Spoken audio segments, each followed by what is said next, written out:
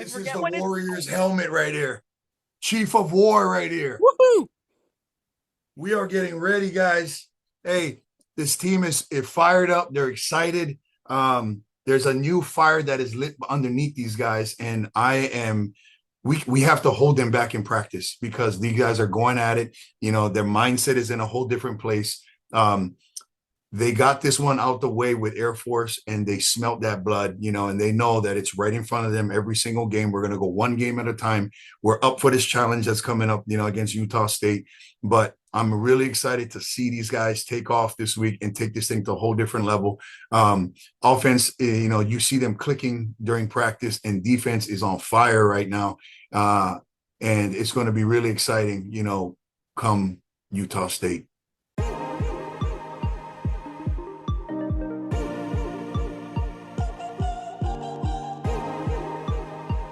Well, welcome in all of the beautiful people. Ku'ule Agbayani for the Hawaii Sports Radio Network. Excited to talk some University of Hawaii football with the one and only associate head coach of your UH football program and, of course, coach of the Linebackers, Chris Brown. Coach CB, what's up, my brother? How are you? And What's thank you going so much for on, man? Happy Aloha Friday. Thanks for having me on, Kool-Aid. Woohoo! We're excited to chat with you. But before we really get into some football, it is the bye week, the first of three bye weeks actually this season. But what were maybe some non-football things that you were able to do when you guys got just, a couple of days off? Well, first of all, the boys got some time off to just get their bodies back, which was great. You know, they got to go to school and catch up on some of their stuff that they missed on the flight, you know, and going up there on the road. But you know, more importantly, just getting their minds back. You know, I think it's just the sanity of going crazy every single day and every single week with football. Now they get to put football on the side, but and then us as coaches, you know, we all got to go out and do different things. Some guys went out to recruit. Me personally, I went to Kahalu and I sat by the ocean, by my grandma's place. I got to just sit and look out in the ocean, get my pole, whip out a little bit, you know, and just enjoy life, not think about football. Even though Coach Timmy was texting me, but no, but you know, it was nice to just reset. And we're back now. We had a really good practice yesterday, a very physical practice today. So I know the boys are excited to get back going again. Yeah, beautiful. And you're prepping for Utah State. Before we talk a little bit about the Aggies coming into town, I wanted to go back a little bit, right? Huge win on the road at Air Force. Yeah.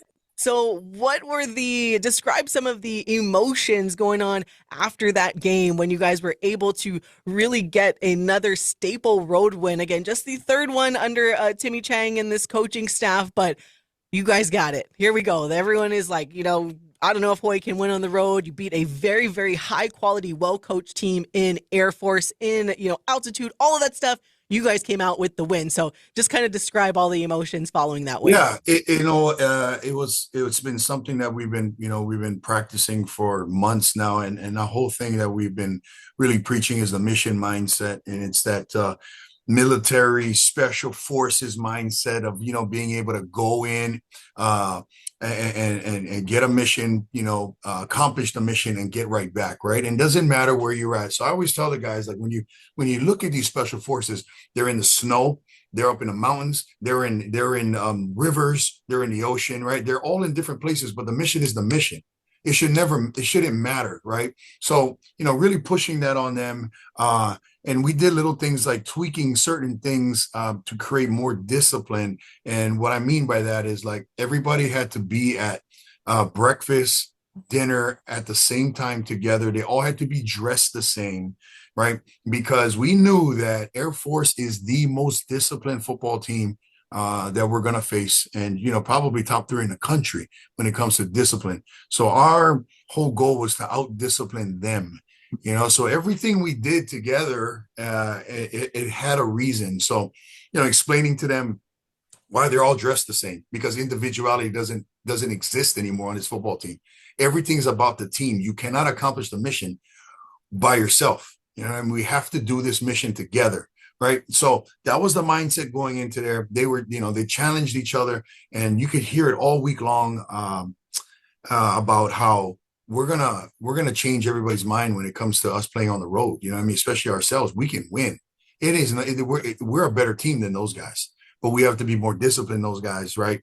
And yes, here comes altitude, right? So my thing to the guys was altitude is just another word for excuses. That's all it is, right? That's all it comes down to, right? It's all in the mind. Even though the first practice that we had up there, like I was out of my breath, you know, I was screaming and yelling, I couldn't catch my breath. Altitude is real, by the way. But what we did the entire week was we simulated them being out of breath. So we really gassed them in practice. Wednesday was probably the hardest practice we've had all year long. And we did little things like we did burpees, up downs, and we did it constantly. And then they would have to go and execute the play. Right. So they were out of breath and then they would have to go execute the play. The very next thing, do it again. So I literally blew the whistle, Kool-Aid, 300 times that day. You know what I mean? Like I blew the whistle up, down, down, up, I mean, down, up, down, up, down, I mean, over and over and over. But it really opened up their lungs, and I felt that, that helped when we went up on the road. When we got up on the road, the guys, man, they were just in a different mindset though. Like they knew they could win this game. They bought into what, Coach Timmy's been talking about, myself has been talking about being disciplined, having that mission mindset, and they really bought into it. And then when it came down to the game, it was like, okay, here we go. And, I told Coach Shang it's going to be really, really hard to stop these guys defensively, for us to stop their offense. But the offense is going to have to help us with complementary football. And boy, did they, man. What a game that offense had, right? Very proud of them. Very, very proud of how they came back after, what happened, a week ago. But man, they answered, man, everybody on offense. But what it did is it helped the defense too, usually it's the defense kind of getting this thing going, but now the offense got the defense spark, you know what I mean? And it was awesome to see that we played complementary football and shoot, man, we came out of the win at 6,600 feet up in the air. Woohoo! And we were joined by associate head coach for UH football, Chris Brown, and of course, coach of the linebackers. And yeah, I just want to emphasize a couple of the points that you just mentioned there about being disciplined, because if you had told me that you guys would have had less penalty yards than Air Force, like that's something so rare, because to their credit, they are extremely disciplined. And we said that kind of leading up to that game, like, all right, Hawaii needs to limit the penalties because this is a team that doesn't get penalized very often. And that was something that was awesome to see from you guys, being able to really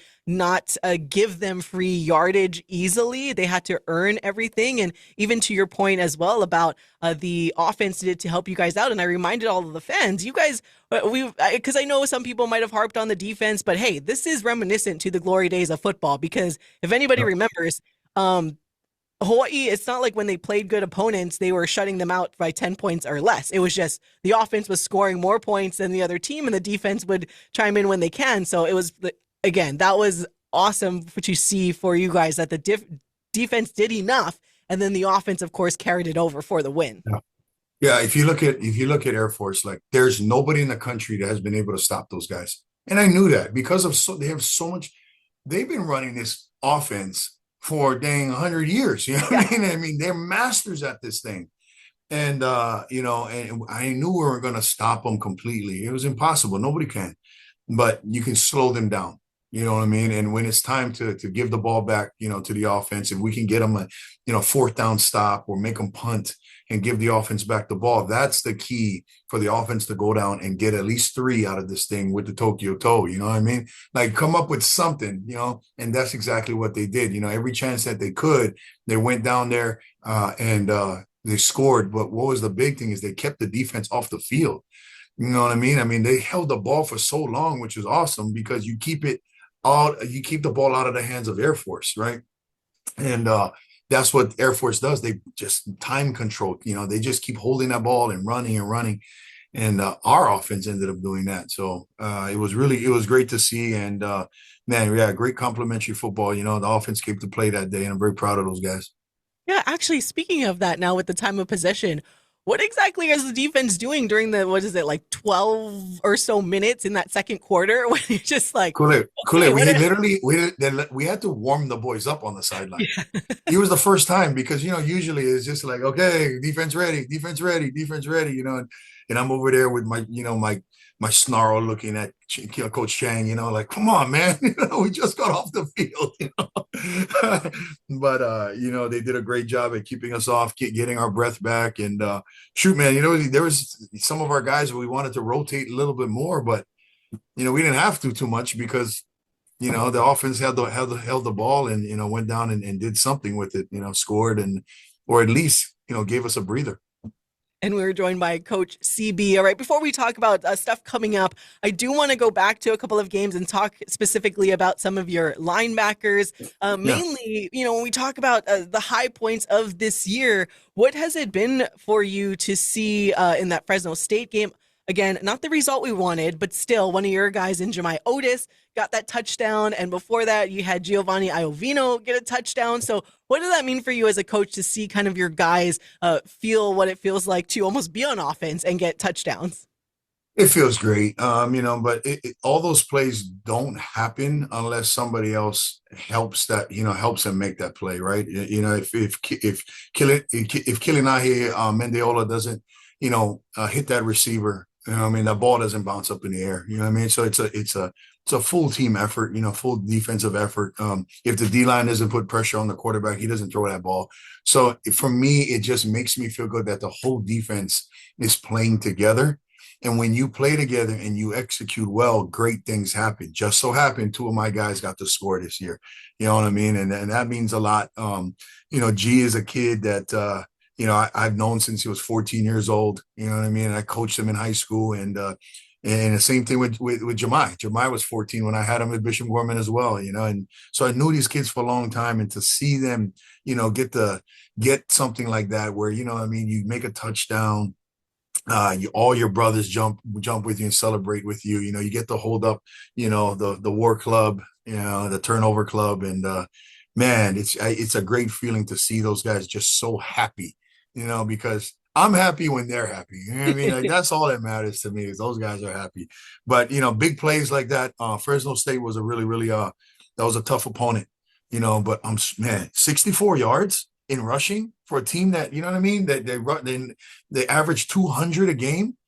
Oh man, you know what I mean? Like that to me was like, man, you know what I mean? Like that's deep. That's Hawaii football right there. Just rough and tumble, aggressive downhill. You know what I mean? Like you're gonna get the island. You know what I mean? In every single hit. And shoot, man, it was really cool to see. And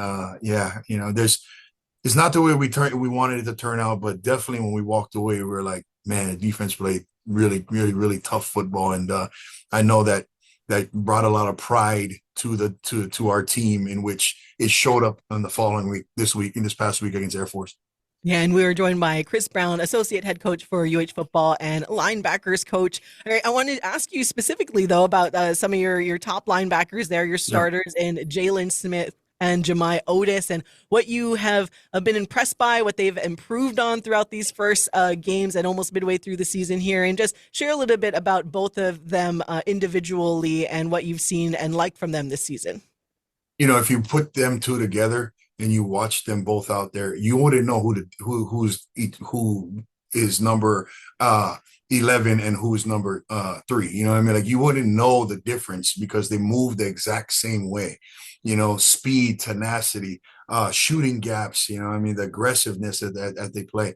The biggest thing for me though is the leadership that they bring to the football team, getting everybody lined up. When things aren't right, it's one of those two guys calling up the defense, getting them straight. You know what I mean? And it's the little details, right? Telling the guys, tuck in your shirt, get behind the line. You know what I mean?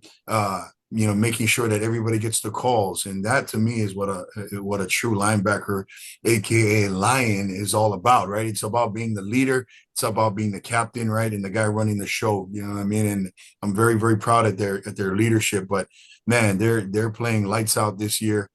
They grade out every single week in the 90s, every single time that I grade them out. Against Stanford, both of them played over 70 snaps. You know what I mean? And I'm like, I've never seen that, since we played, like those kind of days, when Timmy was making all those touchdowns, defense back up again. But yeah, I mean, and there's no complaints. They've been able to, keep their bodies strong. They got banged up, but nothing to keep them out. And man, they're just playing lights out this year. What I love though is that they're consistent in the leadership and how they're grading out every week. You know, it's like they might not be getting the stats of 20 tackles, but they're still grading out in the 90s every single game, which shows consistency, and that's what matters on this football team.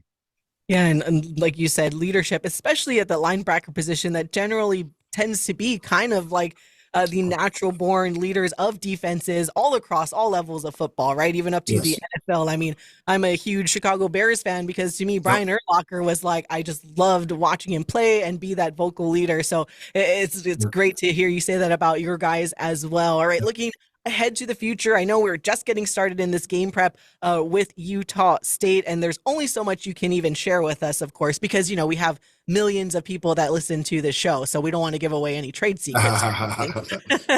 And especially when you come in, they're going to definitely bring it up. So we're going to be in tune. So there's only so much you can give us. I understand that as we are joined by Yeah. Coach CB from the UH football program. But uh, Utah State coming in, technically a new head coach at Utah State, but you guys played spoiler to him when he was the coach of New Mexico to end last season, knocked them out of a bowl contention. But what is the early outlook about this Utah State coming in, who is consistently a quality football team and put up a similar score against Air Force as well?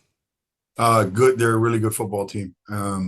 They execute well. They've got a really good quarterback, got a strong arm. You can tell that they're coached really well because what they do on every given snap, they do it with tenacity, and they also do it with purpose. So you can see that they are going to be very successful. They are. They're a really good football team. I'm not going to lie. I can't sugarcoat anything about it, man. It's going to be a really tough game for us. We're going to have to execute. We are going to have to beat them in the discipline area again. The great thing is that last year they put enough they did one on us, and it was man, it was such an exciting environment when we went up there last year with the snow and everything, and I thought the boys were ready, but when it came down to it, they executed better than we did, and now we get them at our house, so now we know what this game means to us, and we treat every game like the same way. But here's the truth, that was embarrassing last year. It was very embarrassing, and we're not going to be that team this year. So we're excited about this challenge. We're happy about the bye to get a lot of the bodies back, for our guys to get healed up. But yeah, they execute really well. Defensively, very aggressive, very tough. Their head coach, man, everywhere he's gone, man, it's tough football. And I respect that about that guy. And then on offense, that quarterback, you can tell like he's they come from a tough background because he loves to run the ball and he doesn't shy away from physicality. That guy would just dip his head on anybody, a D lineman, a safety, and he's a bigger guy. So yeah, we're up for the challenge, man. It's a good team coming in, but we're excited to get them in our backyard now. I was going to say, if there's anything with our defense, we know they ball out even more so when they're in front of the home crowd here. Yeah, Uh, Going back to, I just thought of this and I was curious because we know you've told the story before about when you and Timmy used to play together and yeah. at practices, you guys would give him a very, very hard time. So now I'm kind of Mhm. curious, has any of that kind of smack talk and relationship developed at practice between your linebackers now and Micah Alejado in QB1 position? Oh yeah, no, it's so good. It's so good because Micah, I mean that guy, he's quiet, but then he's a good smack talker, and our guys like to get in his head, call him Golden Boy and all this stuff, what I mean? And and especially when he throws a pick, oh man, he's gonna hear it, not just from the guys that are on the field, but he's gonna hear it from everybody on the sideline too. But it's no different than what Timmy and I were when we played. I mean, it's that good brotherly love and that good competition. We knew back then to this day, Timmy was man, he was the guy. He had that special arm, and we were a rough and tumble defense. Some tough guys on that defense, but we all knew at the end of the day, we ever get into it at a bar. I'm protecting Timmy. You know what I mean? Like that's my brother for life. No different than what's happening now. It's just a full circle now. The defense. They will get Micah's back to the very end. And it's really exciting. What's also good is that he's from Bishop Gorman, then you got like Jamih Otis, Elijah True. Palmer, right? So they've been smack talking for years. You know what I mean? So that one, it just continues on, right? But no, it's really cool to see in practice. But at the end of the day, they're all brothers. That's when I know it would never get released, but that's when I wish we could have like the mic'd up segment just to hear all of the smack talking. Yeah. Only a dream. Maybe we can just do it internally, but I know Hawaii Athletics, they do mic'd up sometimes, but I'm Yeah. sure it's nowhere close to being PC that we wouldn't be able to hear. Nah, yeah, no, yeah. It's actually really funny. Maybe we can chat off air about that stuff. Yeah, yeah. Too. All right, CB, I don't want to take up too much of your time again. Yep. Appreciate you for hanging out with us. And Oh, as thanks for having me. as if we couldn't, I mean, I'm sure people already listening to this or watching it are already fired up. I'm fired up with everything you just said so far. But as being that this will air on the morning show, anyways, on Monday. So it would be officially game week with Utah State coming into town on Saturday. Give us your coach speak and get the fans fired up for first thing game week, first thing Monday morning. Well, first of all, I'm gonna put this on, okay? Just so you know what I'm talking about right Woo! here. Do you know what this is, Kool-Aid? I This is forget the what it's Warriors helmet right here. Chief of War right here. Woohoo! We are getting ready, guys. Hey, this team is fired up. They're excited. There's a new fire that is lit underneath these guys, and we have to hold them back in practice because these guys are going at it. Their mindset is in a whole different place. They got this one out the way with Air Force, and they smelt that blood, and they know that it's right in front of them every single game. We're going to go one game at a time. We're up for this challenge that's coming up, against Utah State. But I'm really excited to see these guys take off this week and take this thing to a whole different level. Offense, you see them clicking during practice, and defense is on fire right now. And it's going to be really exciting, come Utah State. There we go. Let's get fired up. Well, Chris Brown, thank you for taking the time to join us and getting us all fired up today. Yeah, thanks for having me, Kool.